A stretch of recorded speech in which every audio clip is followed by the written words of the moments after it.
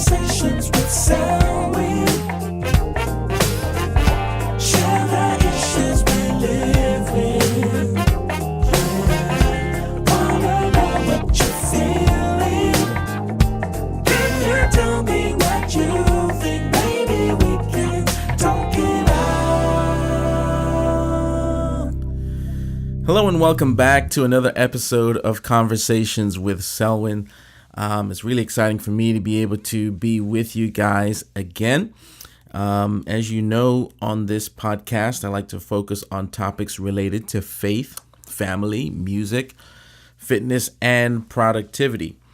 And today, I want to talk to you about songwriting. We just came out of a month where we focused on worship.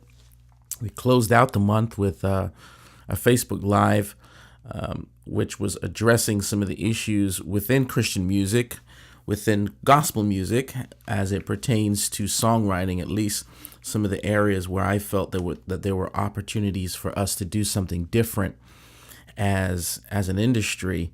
And if you haven't had a chance to go check that out, you can always visit my page, which is Selwyn Arnold Jr. It's a public page. You can go on there and check out the Facebook Lives that I've posted there. But I want to talk about songwriting today, and I've titled today's segment "The Genesis of a Song." The Genesis of a Song, and one of my favorite books to read in the Bible is the book of Genesis. And I know it may sound like a biblical cliche, but the reason why it fascinates me so much is because it shows us the beginning of things. It shows us that all that we know began with a thought. All that we know began with a thought. And it's the thought process behind creation that really intrigues me the most. What's even more intriguing is the fact that God deposited a piece of that creativity into us.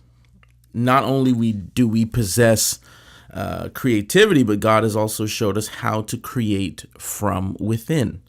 And this leads me to really look at the genesis of songwriting from that perspective, or that realm of creativity and composition. All that we know began with a thought. Just think about that for a second. We should also know that the companions of thoughts are emotions and intent.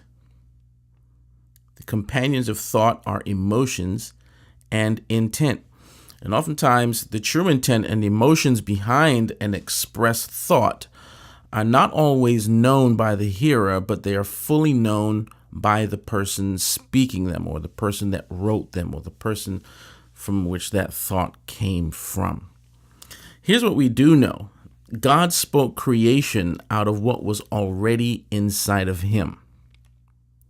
As words are on paper, so was creation on the canvas of the universe.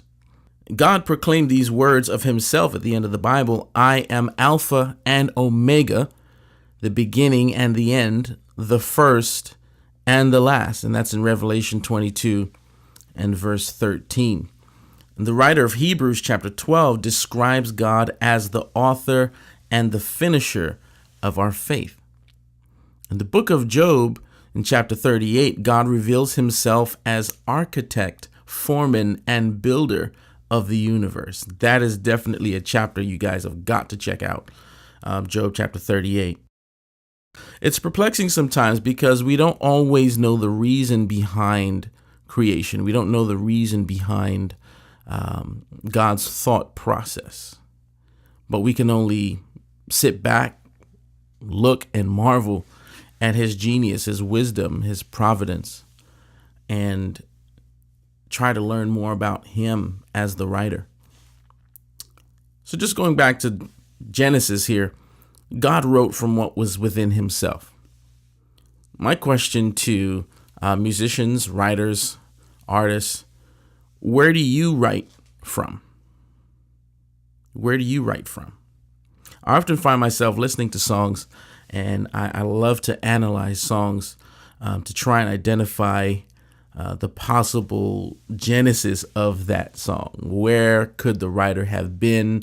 What were they thinking about? What did they go through to write that song? And while I might never fully grasp the initial thought process, I still enjoy the journey back to the possible roots of a well-written song. I love when artists will talk about where they were, what happened to them, or how they were feeling or what they were thinking when they wrote songs. Sometimes the genesis of a song will surprise you as to where it actually came from.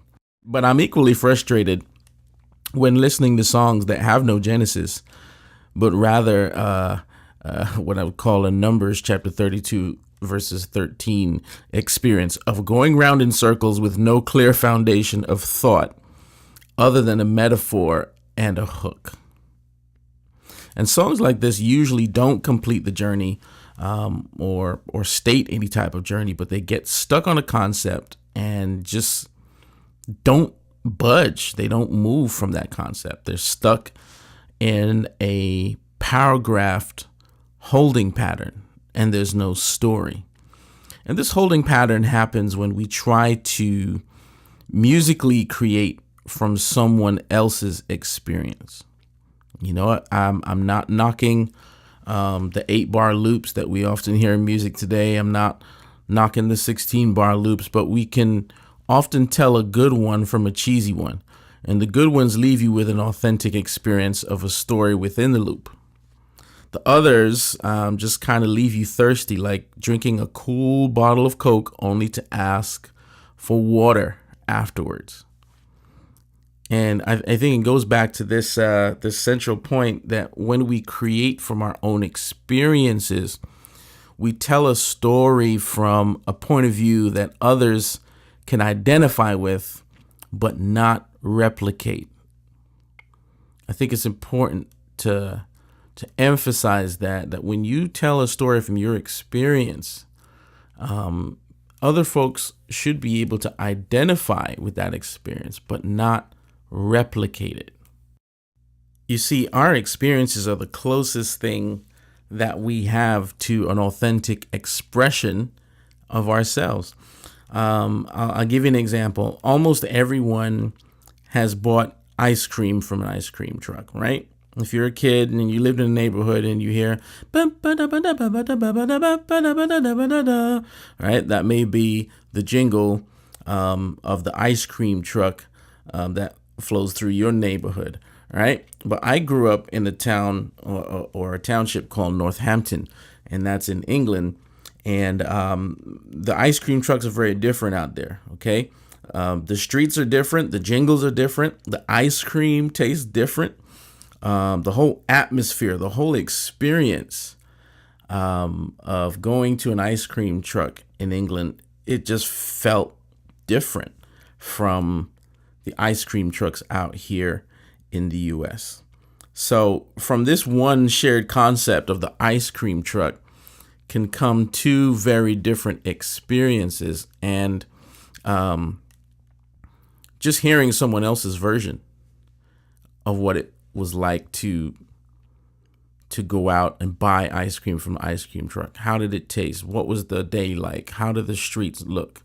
What was the jingle of the truck? And what did that make you think about every time you heard that jingle? Did your parents always give you money for the ice cream truck, or did you have to save up? You know what I'm saying? All of those details, when you say it out loud, it may seem trivial because we're talking about an ice cream truck, but it could actually be a very creative song if you think about the aesthetics and the individual experience of the whole episode of going to the ice cream truck. You know, I'd love to hear somebody else's version of an ice cream truck story. But my question is, why don't we see enough experiential writing in music today? Why don't we see enough of that? We all came to God through the same door, which is Jesus Christ. But the experiences that we went through in order to get to that door, very different. Very different.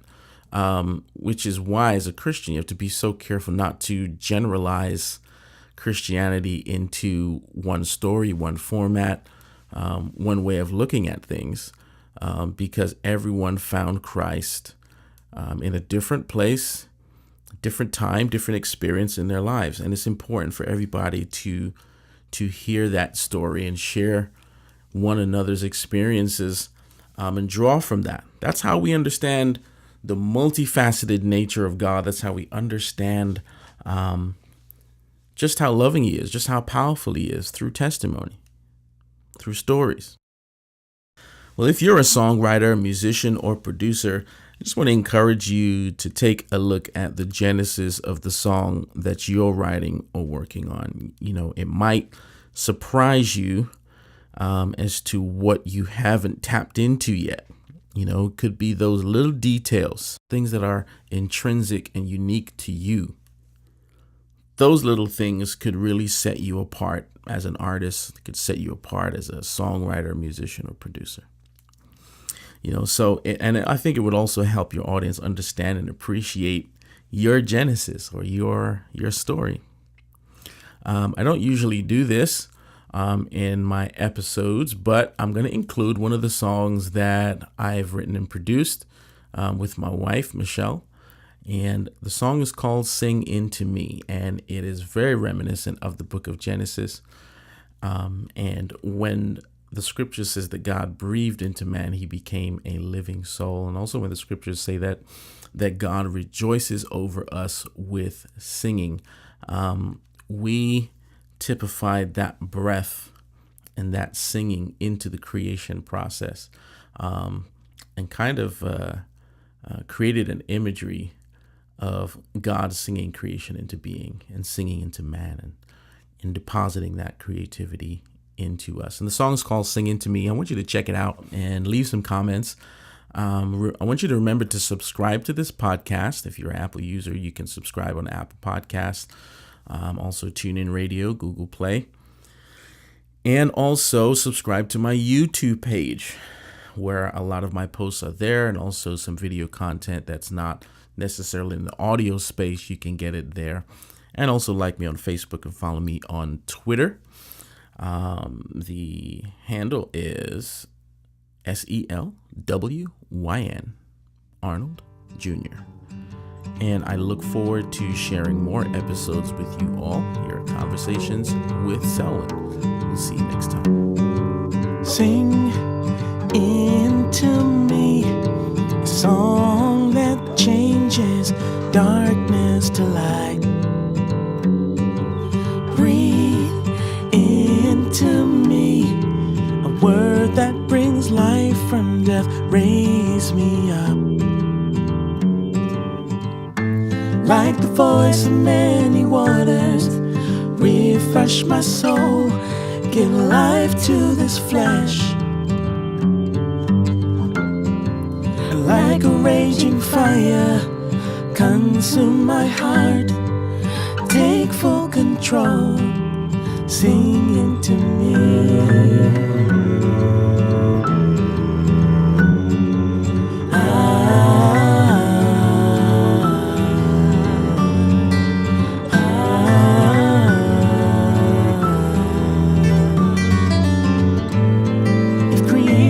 Is a song, we are in harmony, each of us all. If we lift up our voice, we give a praise that expresses his glory. Sing into me.